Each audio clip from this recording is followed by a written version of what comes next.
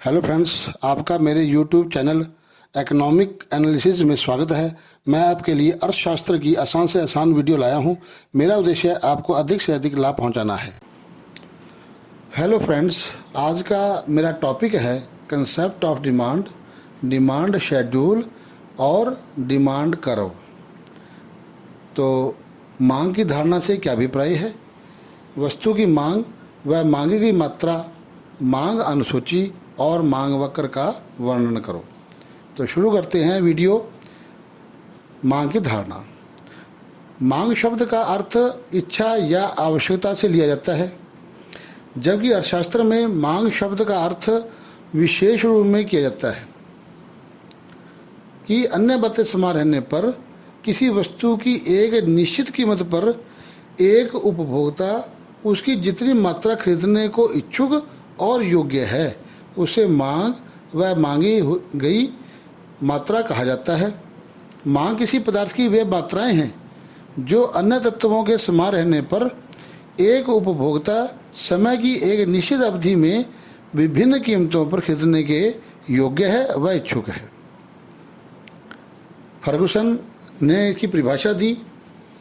वो कहता है, मांग किसी वस्तु की वे मात्राएं हैं जिन्हें एक उपभोक्ता अन्य बातें समान रहने पर प्रत्येक संभव कीमत पर एक निश्चित समय में खरीदने के लिए इच्छुक व योग्य है। उपरोक्त परिभाषा यह स्पष्ट कर रही है कि उपभोक्ता द्वारा एक निश्चित कीमत पर एक निश्चित समय में जिस वस्तु को खरीदने की इच्छा होती है वह मांग कहलाती है। अब आता है मांग अनुसूची।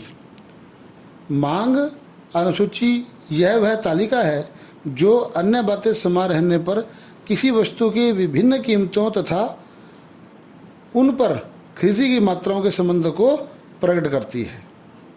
ये दो प्रकार की होती है, व्यक्तिगत मांग अनुसूची, बाजार मांग अनुसूची। तो पहला हम करते हैं व्यक्तिगत मांग अनुसूची।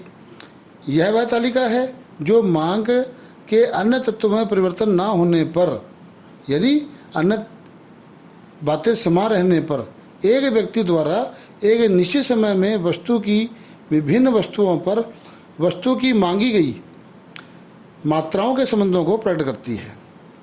इसे हम निम्न तालिका से स्पष्ट कर सकते हैं। आपके स्क्रीन पर एक तालिका है। इसमें एक तरफ वस्तु कीमत और दूसरी तरफ मांगी गई मात्रा दिखाई गई है। 1, 2, 3, 4 कीमत और 1 रुपये पर 4 इकाइयाँ वस्तु की मांगी गई मात्रा को प्रकट करती हैं।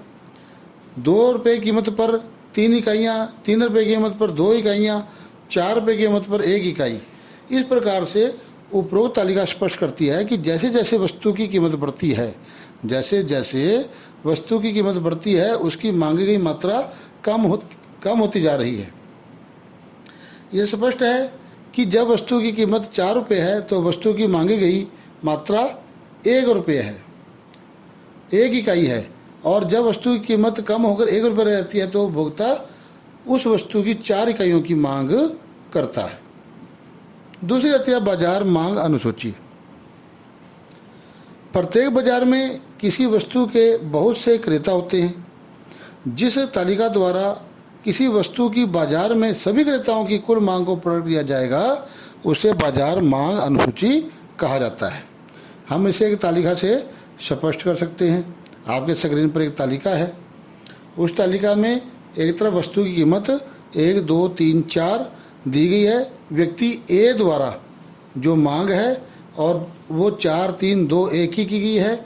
व्यक्ति बी द्वारा जो इकाइयों की मांग की गई है वो 5, 4, 3, 2 की गई है। और बाजार मांग इनके दोनों के समस्तर जोड़ को, जैसे 1 रुपये कीमत पर ए उपभोक्ता 4 इकाइयों की और बी उपभोक्ता 5 इकाइयों की मांग करता है, इस प्रकार बाजार मांग 4 + 5 = 9 होगी। इसी प्रकार 2 रुपये कीमत पर व्यक्ति ए 3 इकाइयों की और व्यक्ति बी 4 इकाइयों की मांग करता है। इस प्रकार 3 + 4 = 7 इकाइयों की मांग करता है। मांग बाजार मांग होती है। इसी प्रकार 3 रुपये कीमत पर व्यक्ति ए की मांग 2 इकाइयों की और व्यक्ति बी की मांग 3 इकाइयों की। इस प्रकार बाजार मांग 5 इकाई हुई। वस्तु की कीमत जब 4 रुपये थी तो व्यक्ति ए द्वारा एक वस्तु की 1 इकाई की मांग और व्यक्ति बी द्वारा 4 इकाई की मांग 2 इकाई की मांग की जाती है। इस प्रकार जो कुल बाजार मांग 3 हुई।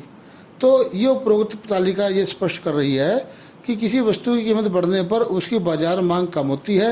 जैसा कि तालिका स्पष्ट है कि जब वस्तु की कीमत 1 रुपये है तो व्यक्ति ए द्वारा उस वस्तु की 4 इकाइयों की और व्यक्ति बी द्वारा उस वस्तु की 5 इकाइयों की मांग की जा रही है।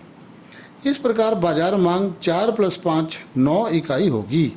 इसी प्रकार जब कीमत 2 रुपये है तो वस्तु की बाजार मांग 7 रुपये, जब कीमत 3 रुपये है तो बाजार मांग 5 रुपये। इस प्रकार हम देखते हैं कि जैसे जैसे वस्तु की कीमत बढ़ती जाती है बाजार मांग कम होती जाती है। अब आता है मांग वक्र। मांग वक्र मांग अनुसूची का रेखीय प्रस्तुतिकरण है। मांग वक्र वस्तु की उन अधिकतम मात्राओं को प्रकट करती है जिन्हें उपभोक्ता समय की एक निश्चित अवधि में विभिन्न कीमतों पर खरीदेंगे। ये 2 प्रकार का होता है, व्यक्तिगत मांग वक्र और दूसरा बाजार मांग वक्र। जिस प्रकार से व्यक्तिगत मांग अनुसूची और बाजार मांग अनुसूची, उसी प्रकार से व्यक्तिगत मांग वक्र और बाजार मांग वक्र भी होता है। तो पहला है व्यक्तिगत मांग वक्र। यह वह वक्र है जो किसी वस्तु की विभिन्न कीमतों पर एक उपभोक्ता द्वारा उस वस्तु की मांगी की मात्राओं को प्रकट करती है। इसे निम्न रेखा चित्र से स्पष्ट कर सकते हैं। आपके स्क्रीन पर एक रेखा चित्र है जिसमें उपरोक्त रेखा चित्र में व्यक्तिगत मांग वक्र को दिखाया गया है। रेखा चित्र में ओ एक्स अक्ष पर वस्तु की मात्रा और ओ वाई अक्ष पर वस्तु की कीमत को लिया गया है।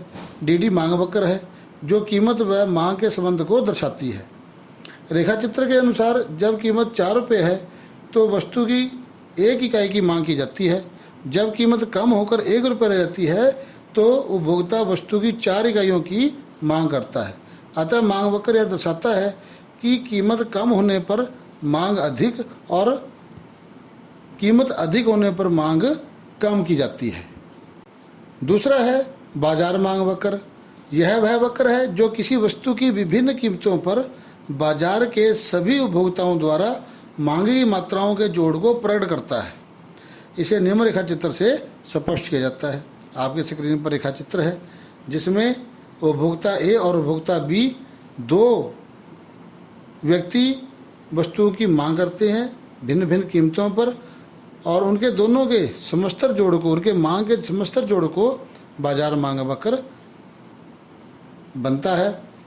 आपके स्क्रीन पर जो रेखा चित्र है वो यही दर्शा रहा है। उपरोक्त रेखा चित्र में ओ एक्स अक्ष पर मांगी गई मात्रा और ओ वाई अक्ष पर वस्तु कीमत को प्रकट किया गया है। चित्र 1 में उपभोक्ता ए की मांग को, चित्र 2 में उपभोक्ता बी की मांग को और चित्र 3 में बाजार मांग को दर्शाया गया है। जब कीमत 1 रुपया है तो उपभोक्ता ए 4 इकाइयों की तथा उपभोक्ता बी 5 इकाइयों की मांग करता है। इन दोनों व्यक्तिगत मांग के जोड़ को बाजार मांग वक्र यानी 4 + 5 = 9 हो जाती है। इसी प्रकार 3 + 4 = 7, 2 + 3 = 5 और 1 + 2 = 3 बाजार मांग है। अतः सभी व्यक्तिगत मांग वक्रों के जोड़ को मिलाने से जो वक्र बनता है वह बाजार मांग वक्र कहलाता है। इसका ढाल भी व्यक्तिगत मांग वक्र की तरह से ही ऋणात्मक होता है क्योंकि कीमत व मांग में विपरीत संबंध पाया जाता है। धन्यवाद।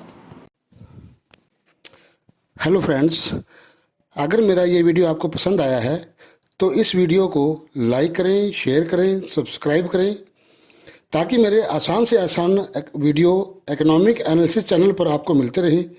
हाँ, और नीचे दिए बेल आइकन बटन को दबाना ना भूलें। धन्यवाद।